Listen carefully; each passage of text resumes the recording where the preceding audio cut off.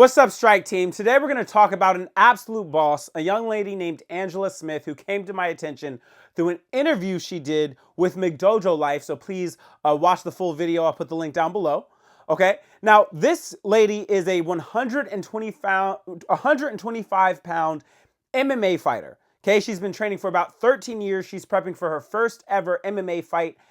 And a guy decided to break into her home while she was in her bed with no shirt on, just passed out asleep. And she proceeds to beat the crap out of him and drag him out of her house before he later gets arrested by the police. Absolute boss lady activities, okay? It is March. You know, that's Women's History Month out here in America, so we got to give her a shout out. Maybe just kind of like walk me through like what happened. I woke up in the middle of the night to somebody opening my bedroom door. And I remember just seeing eyes looking at me and then a smile. And there's just a man like standing looking at me. And what went through my head was I was actually like, damn, I'm so tired. And I was like, all right, okay, I have to do this. I jumped up and I was like, what the fuck are you doing in my house? And he didn't say anything. And I punched him in the face. And he like backed up super fast.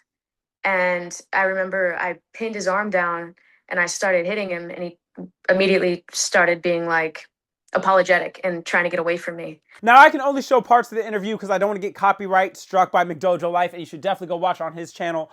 However, I just want to talk about how dope this girl's mindset was from the beginning, the strength that she showed. A lot of us like to pretend that we know we're strong and tough enough to handle a situation like this, but in reality, the fear of having a random person in your house when you are not even dressed, when you're not prepared, you never know how you're really going to respond. But this girl now knows she's about that life. Okay? Like, she will get up and do what needs to be done with no fear. Like, that is just so impressive. I am extreme. Like, I don't even really have words. I don't really have words. Absolutely insane. She went up and immediately moved to handle business. Let that person know they weren't afraid. Immediately with extreme violence attacked him, right? And one of the things we talk about on this channel a lot is how self-defense violence is immediate and fast and aggressive, and you want to get rid of your opponent as fast as possible. I didn't know if there was more than one person.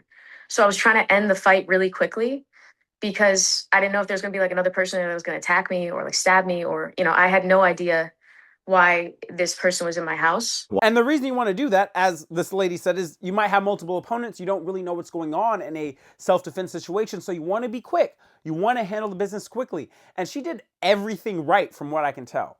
Like absolutely insane. Even the restraint that she showed, the decision to not kill the guy, is just absolutely next level mentality. Her ability to keep that cool head while approaching the situation well, absolutely amazing. And the confidence her training was able to give her, it's inspiring, honestly. It's something that I have now been talking to my girlfriend, like, babe, this is what I'm talking about. This is why you need to be training. Talking to my own girlfriend, trying to get her into the gym. You know what I mean? Like, this is what I'm talking about. This is self-defense in action. I started hitting him, and eventually he started to fall, and I swept his legs out, and then I just choked him out. I choked him out till he was unconscious, but at the same time I didn't want to kill him because, one, I felt very dominant the entire time. There was no point that I was afraid in the physical exchange. I didn't want to kill him because I didn't feel like I had to. And then I dragged him outside. Then I went back in and I went to get, because I had a big ass knife sitting next to my bed, but I don't train with weapons like that. So when somebody came in, I responded with what I practice every day, you know? So I went back and I got that, and I got my phone. And it was kind of funny because I sleep without a shirt. So I'm like beating the shit out of this guy, like just completely shirtless. And when I dragged him outside, I was like standing outside, like as he's like on the floor and being like, oh, I should go put a shirt on. Like the weirdest thoughts that just go through your head. Like they found him, like he'd crawled into this like back alley, like behind my house, and they arrested him. Like, why was he crawling into the alley? Oh, I think because I beat the shit out of him and choked him out. Like when they were arresting him, also I knocked the button off his pants, so his pants fell down. So when they were like, when they were like pulling him out, he just looked really dazed. Like he didn't look like he was present anymore. She beat the clothes off this man. She beat the clothes off this man. Let's go. What part of your training do you feel like was the most beneficial for you being prepared for this altercation? 100% sparring. I think if you don't spar for real, you don't know how to fight. That's my personal opinion. I think obviously drilling is very important, but if you never get put in a situation where somebody's pressing you or somebody makes you uncomfortable, you don't know how you're going to react. Another thing this lady is bringing up that we talk about on this channel all the time is the importance of actually pressure testing yourself, putting yourself in an uncomfortable situation so you can actually know what you will respond like in a real fight. Okay, it is necessary to spar. It doesn't matter what martial art you do. Okay, if you don't spar sometimes, even if you got to adjust the rule sets because we eye poke or whatever, if you don't spar, you don't know if you can fight. You don't know if you're not going to just cave out of fear of the punch. If you have the reflexes and skills to actually use what you're training, you don't know when your life is on the line. You have to know you have that in you. I think specific martial arts, I mean, it took boxing to make him go to the ground. I mean, we're in a small hallway, so I had limited ability. I couldn't do some big judo throw in this small hallway. But jujitsu is 100%, I think, the best self-defense techniques for one-on-one situations because, you see 250-pound guys hitting each other in the face over and over and nobody's falling. But you choke somebody out one time, that's it, right? You break their arm, they can no longer use that arm. So I would say sparring plus jiu-jitsu is probably what I would say is the most useful. And then she mentions here the importance of leverage and jiu-jitsu, which I think is huge. Again, she won this fight with boxing, so striking still matters. Let's put that out there. Okay, striking still matters, which is why I'm often talking about striking martial arts. But again, we cannot deny that in a one-on-one fight, especially if there are no weapons at hand, jiu-jitsu in many ways can be seen as the king. Okay, because it gives its ultimate leverage. And especially when you're talking about a young lady against a gigantic man, apparently this guy could have been 6 foot, according to the police. You want as much leverage as possible in your situations when you're competing. And I can tell you this, the one martial art where I have been beaten by women the most, even when using a decent amount of my strength, has been jiu-jitsu. That's where it really does not matter. I mean, I've lost in other areas too. I'm not saying I haven't, but I'm just saying jiu-jitsu is where it's at. What advice would you give somebody in a similar situation? I think if you don't train, obviously the best thing to have is some type of weapon.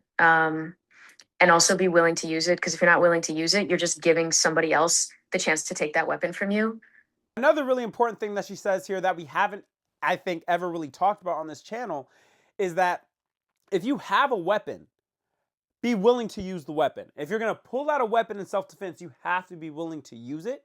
I do know there are some statistics out there talking about how, if you have a gun, it actually makes it more likely that you get shot in a self-defense situation. And from what I look at, that seems so hard to believe. But then she points out, I know people who might have a weapon for self-defense, but in their heart not have the ability to pull the trigger when necessary. Okay? In which case, you're just giving your opponent a weapon. I look at when I was teaching self-defense, how we had to actually have whole conversations explaining to people how they are worth defending and that it is okay that if you have to use these weapons or these tools against somebody else, that you need to do that sometimes to protect yourself. And it is important, if you have a weapon, if you have to pull a weapon, be willing to use it. And I think that's another, again, great insight from someone who's actually been through the fire and came out the other side. I just want to say again, this lady did everything right. Absolute perfect example of self-defense, perfect example of why you should train. And as far as I am concerned, this is the Woman of the Year. So that's probably what I'm titling this video, Woman of the Year or something like that. Absolutely inspiring story. I would love to interview you as well if you ever have the chance. If you see this video, I would love to. And yeah, guys, remember, like, subscribe, hit that notification bell.